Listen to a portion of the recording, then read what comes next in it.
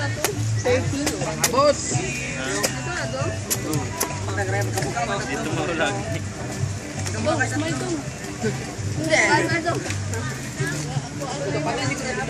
Ilang piraso? Hindi. Galata. Ha? Ilang piraso? Dami yung bento dito. Pakilala mo na siya kung saan ako. Lain nga ba't liya? 2, 4, 6.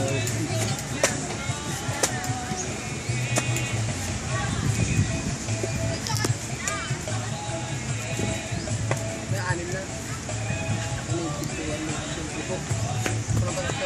Oh, dalawa pa. Ay, tatlo pa. Pero makabigyak lang ulit. Magbihis ka muna, Jill, at pagpili mo yung damit.